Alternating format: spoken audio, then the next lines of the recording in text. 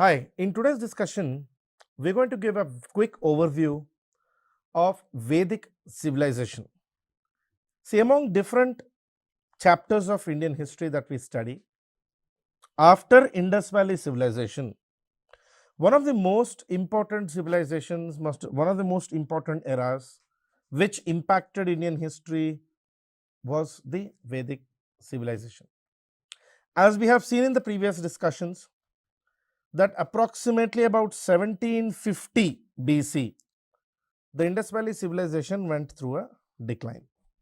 Now, as Indus Valley declined, historians have seen emergence of an entirely new civilization called the Vedic civilization. See, the Vedic civilization extended from approximately 1750 BC up until 600 BC.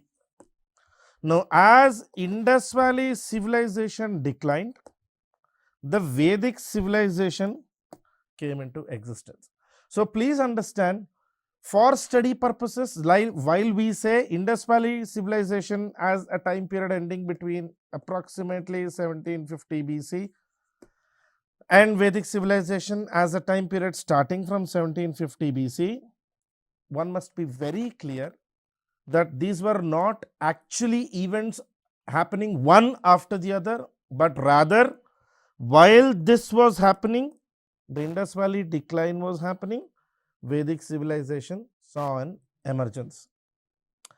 So, Vedic period we categorize as 1750 BC to 600 BC. Even among this, for our comfort to study purposes, we categorize Vedic civilization into two periods.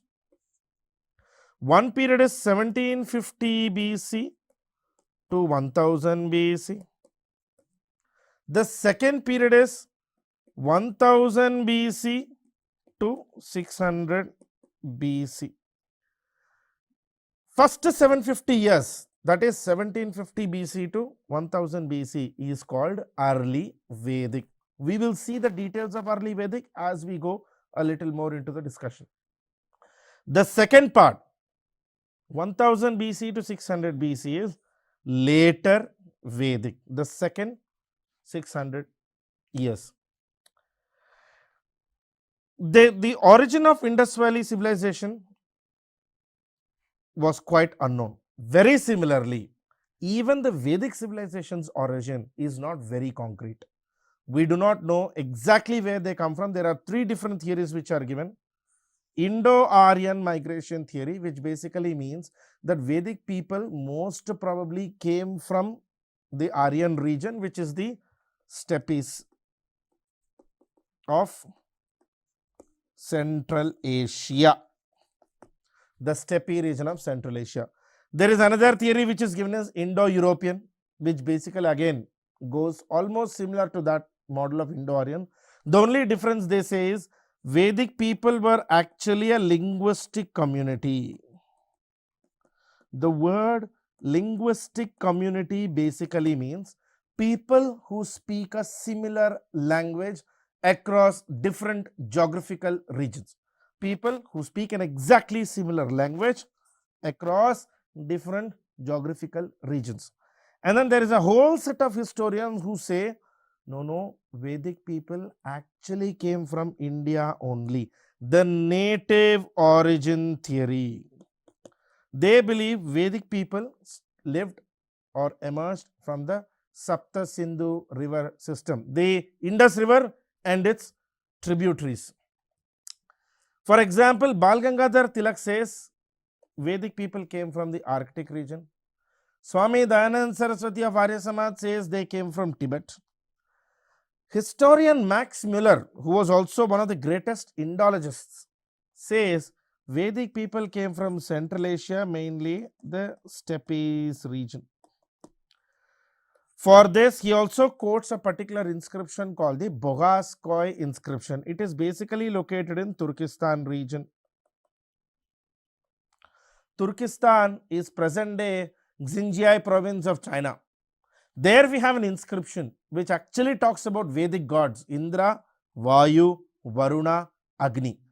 One of the oldest, earliest archaeological evidences of the Vedic people is the Bogaskoi inscription.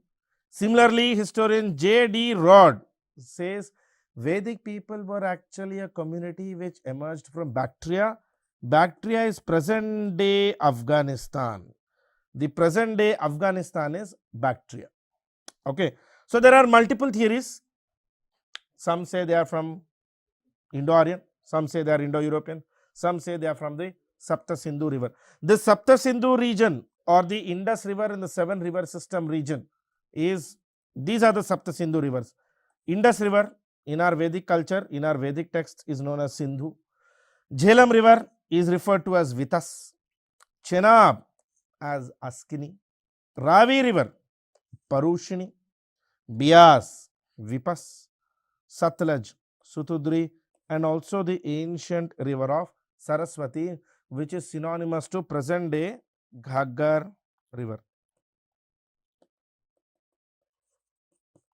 This river system, this Sapta-Sindhu river system has also been extremely important in your Indus Valley civilization study, right? Whatever may be their origin, whatever may have been their starting point, Vedic people were largely settled in Ganga, Yamuna, Doab section. They were settled in the Ganga, Yamuna, Doab section, which is the present day UP, Bihar region. Now, as I say, we categorize Vedic people into 2 periods. The early Vedic people from 1750 BC to 1000 BC and the later Vedic people from 1000 BC to 600 BC. One story which everybody, most of the historians do agree, those who suggest that Aryans actually migrated from outside, or those who approve Aryan invasion theory, those who approve Aryan migration theory agree that Aryans did come, they migrated, eliminating Dasyus. Now, this word Dasyu is not clearly mentioned, but in one of the books of Vedas, which is Rig Veda, which actually mentions Dasyus as phallus worshippers. Phallus is similar to Linga of Shiva. Most probably, Vedic people came, they might have attacked the indigenous local Dasyus and then eventually settled with them. That's what the theory which is said, that Aryan invaded or Aryans migrated. Vedic people introduced chariots into India. Aryans or Vedic people are also clearly mentioned as chariot riders. They are always called as chariot riders. Remember this consistently. And one of the first literary evidence about these Vedic kings is coming from a small event called 𝗧𝗦𝗔𝗧 𝗦𝗔𝗧.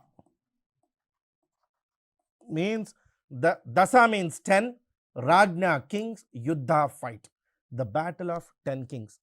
General story which is said is it was actually fought between a Vedic tribe whose king was Sudas and the tribe was Bharata.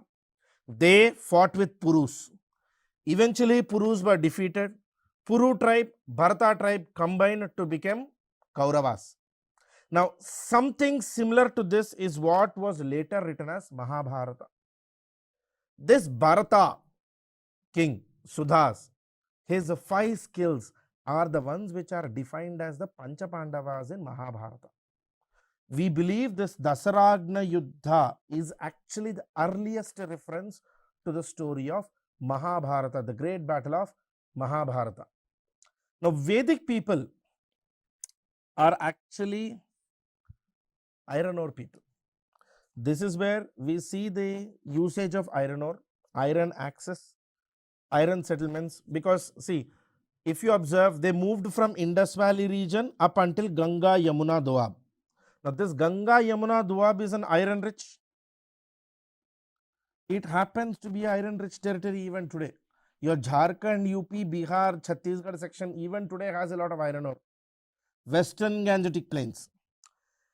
And these Vedic people, the Vedic society started originally as a semi-nomadic community, that is, people who moved from place to place to place, eventually became a permanently settled state, or commonly in your textbooks it is written as sedentary. The word sedentary means settled, stationary. And Vedic culture is a painted graveware culture. You can say pottery with black or grey color. And most of this painted graveware was only observed in the last period of the Vedic people, that is the later Vedic period, whose time period I've already told in the introduction, approximately 1000 BC to 600 BC. Time and again, I always keep telling this, all the years, all the timelines I'm referring to are essentially a reference only. They are meant for you to keep a track. You can add 1000 years, remove 1000 years from this, plus or minus 1000 is okay, because historian to historian this changes. Now, one of the most important sources of reading Vedic people are the 4 Vedas. Everybody knows there are 4 Vedas: Rig Veda, Yajurveda, Samaveda, Atharvaveda. Rig, Yajur, Sam, Atharv. Again, among this, always remember the first Veda, Mother Veda, you can say the Veda which is also called Apurushaya. Apurushaya means Apurushaya, not given by man, is Rig Veda. Rig Veda is actually world's oldest book. One of the oldest books, even by most liberal estimates, we give the date of Rig Veda approximately 1500 BC. Rig Veda originally has 10 mandalas. A mandala means a book. So Rig Veda itself is a collection of 10 books. 10 mandalas or 10 books, consisting of 1028 shlokas or suktas. 1028 suktas, hymns, shlokas, or small 2-line poem types. Mandala 2 to Mandala 7 are the oldest. 1 and 10 are the youngest. These were later additions. Mandala 1 and Mandala 10 were not part of the original Rig Veda. They were added later. And every mandala consists of eulogies or suktas, which is prashamsas, and rasas, which is praise of different kings, different people, different saints, different priests. And then padas are small shlokas, or you can say mantras. So essentially, if you observe, based on what I said now, mandala clearly looks like essentially a collection of poems, that's it. So Rig Veda doesn't give you explanation of anything. It essentially gives you a poem after poem after poem. Like for example, different mantras. Best mantra, most popular mantra is the Gayatri mantra, mentioned only in Rig Veda. The 9th mandala is devoted to the god Soma. And 10th mandala, which is a later edition, consists of Purusha Sukta. Purusha, men. Sukta, rule. Purusha Sukta, rules for the men. This is what consists of the Varnashrama. Because Manusmriti,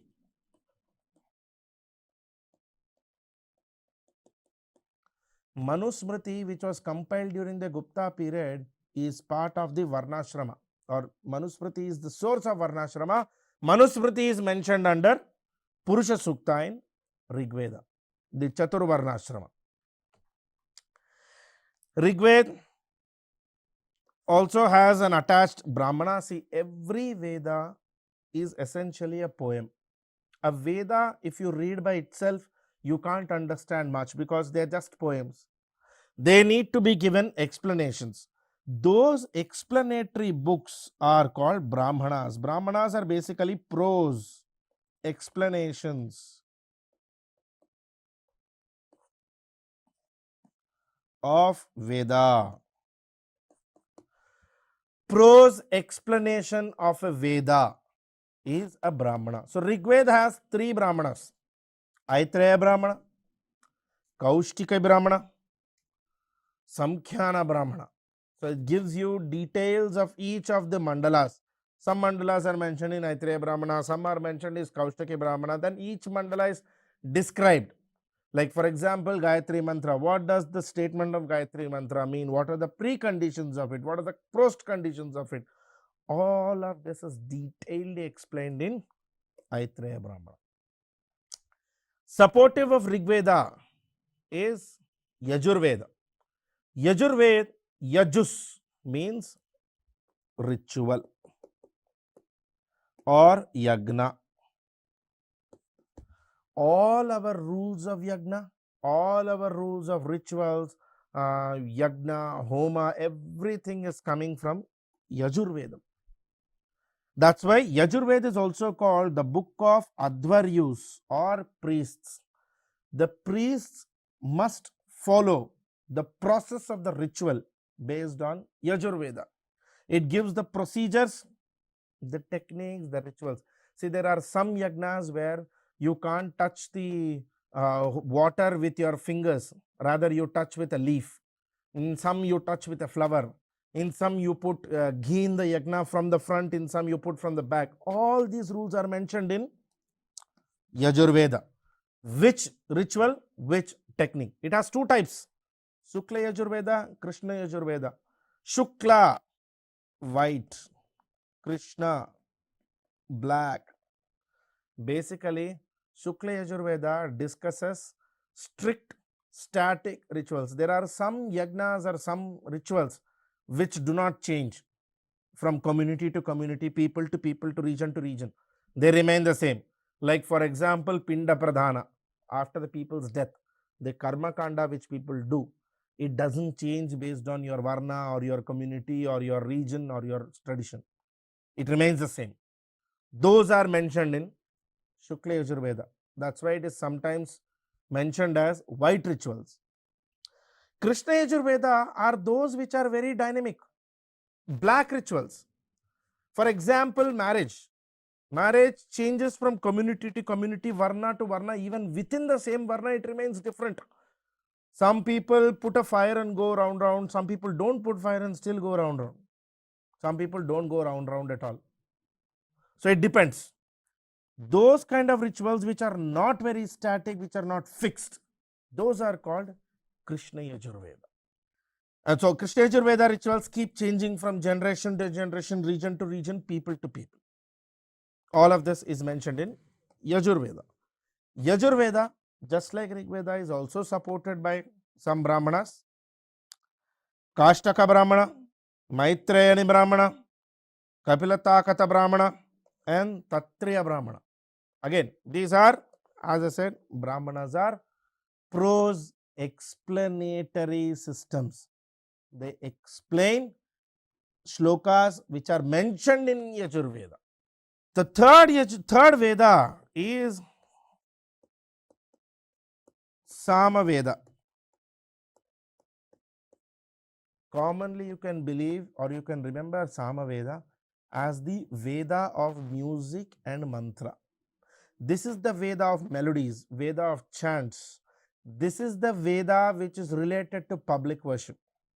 For example, our musical traditions, the Sargam, Sa, Ri, Ga, Ma, Pa, Dha, Ni, the 7 swaras, the musics, and even the small mantras. There are mantras for everything in Veda. For passing an exam, for your friend failing an exam, you chant a mantra. Vashikaran mantra, Dhyana mantra, Utpadana mantra, the Dhana mantra. There are mantras for everything. All of those sources, Samaveda. 1549 verses or shlokas.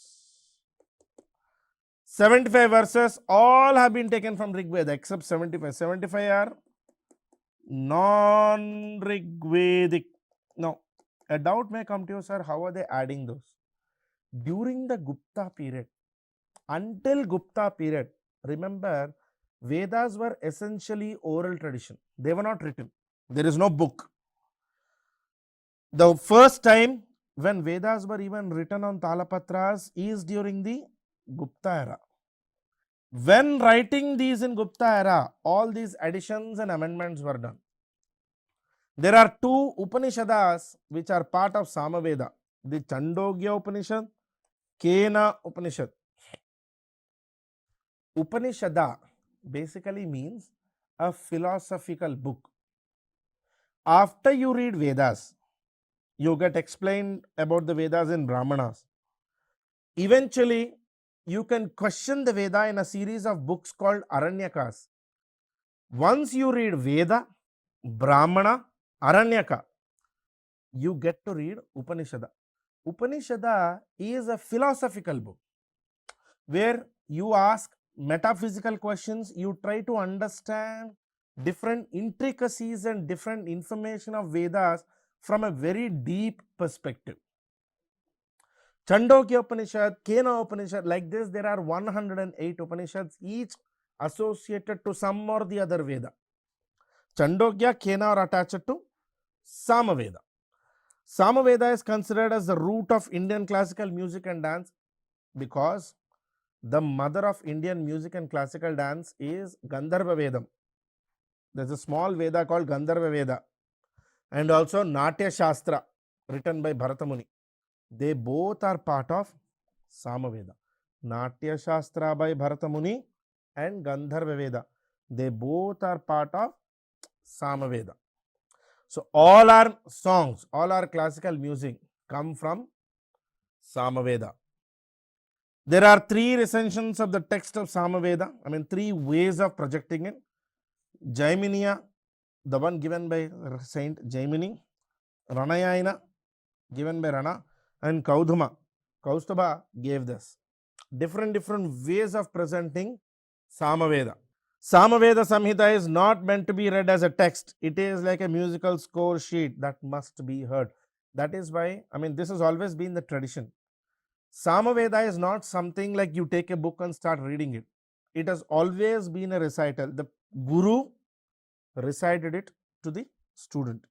When the student becomes the Guru, he recites it to the student. So Samaveda has always traveled from generation to generation to generation in a sequence. Rigveda, Yajurveda, Samaveda. These three are actually Vedas about, say, ritual, about music, about beliefs, about discipline. Atharva Veda is strictly Purushaya, given by man, given for man. It is given by man, given for man. It is entirely different in the style, in presentation. It is not really about shlokas here. It is essentially a combination of all those popular beliefs and superstitions which people follow. Like for example, we have this very small minor beliefs. You're walking, black cat, don't go across. 3 people should not start a job. Never sleep putting your head towards the north side in your house because when you wake up you will see south and south is Yama. All this sort of beliefs. Even breaking of coconut has a rule. Like the hair of the coconut, if it is outside, it is for the evil. If it is towards you, then it is for good. So these sort of belief systems, they don't have any reason, they don't have any logic, they don't have any specific backup for it. These are beliefs which people follow, and all such beliefs which may not really have an astrological or a ritual or a religious reason, all of those are followed by Atharva Veda. That's why Atharva Veda is sometimes also called folk Veda. People's Veda. 2 divisions in Atharva Veda. Paipalada, Saunakya, just like Shukla, Krishna of Yajurveda, this also has 2. It is divided into 20 khandas. Khandas means parts, like paragraphs. 711 shlokas. 5,987 mantras in Atharva Veda. There is only one Brahmana to an Atharva Veda, the Gopata Brahmana. So there are 4 Vedas: Rigveda, Yajurveda, Samaveda, Atharvaveda. And Atharvaveda, basically, as I reiterated, remember, it's all about magical formulas, magical belief systems. Blind beliefs mainly associated with folk traditions. Mainly associated with folk traditions. They may not really be for all the people. Atharvaveda is well known to have been an Purushaya mantra given by, most probably it was given by Rishi Jaimini for the people. Generally, when you are reading about Vedas, you hear a term called Veda Samhita. Samhita basically means Sama, collection, Hitas, Shlokas, a collection of shlokas. So, all the 4 Vedas, Rigved, Yajurved, Samaved, Atharvaved, all of these together are called Veda Samhita. Vedic compositions together in a single collection are called Veda Samhita. And as I said, Brahmanas give us commentary, give us explanations of the Vedas. Every Brahmana has a book of reason called Aranyaka, where you can actually understand the reasons which are given in the Brahmana. Then comes the book of Upanishad. Upanishads are philosophical doctrines which essentially talk about metaphysical things. Aranyakas, as I said, very important. Texts on rituals, ceremonies, sacrifices, they talk about moral reasoning. The moral reasoning for a particular mantra. And as the word says, Aranyaka, these have to be read only in the forest, or these are written and read in the forest. The reason being, they are not for everybody. They are only for those who have already read Veda and the Brahmana once. So, Aranyakas are generally supposed to be studied or compiled only outside the regular civilization. That is why Aranyaka, main 2 types, Chandogya Aranyaka, Jaimini Aranyaka, 2 types of them, by people who live in forests, as I said, outside the regular civilization. Aranyakas focus on meditation. They are contrary to the regular rituals and sacrifices which are mentioned in Yajurveda. And the last part of Veda Samhita, as I said, Upanishads. The literal meaning of the word Upa Anishada means to sit down near someone. These are philosophical books generally studied only in the Guru Shishya Parampara. They give on discussions about philosophy, spiritual knowledge. They are sometimes also called Veda Anta, means the end of Vedas, because they are supposed to be the last part of Vedas. First 3 parts, Veda, Brahmana, Aranyaka, give you the knowledge. Upanishads let you question the knowledge and re-understand it. Total 108 Upanishads. All ancient philosophies, less important ceremonies, sacrifices, everything put together. Okay.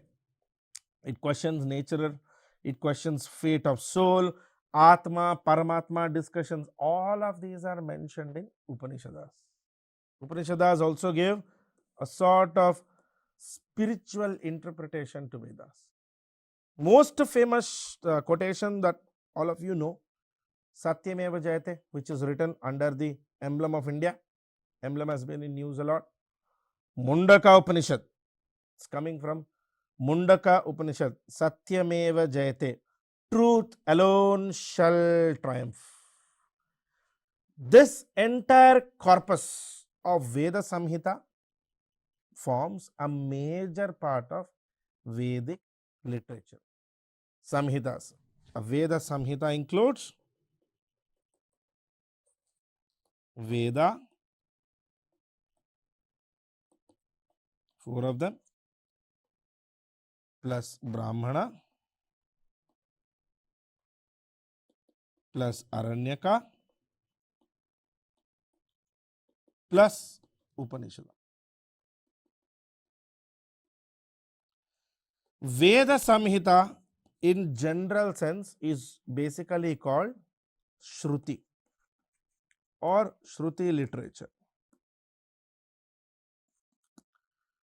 Shruti literature means those which have to be heard and recited, not to be reinterpreted. So the Guru says, Shishya listens, he tells to his student, he tells to his student.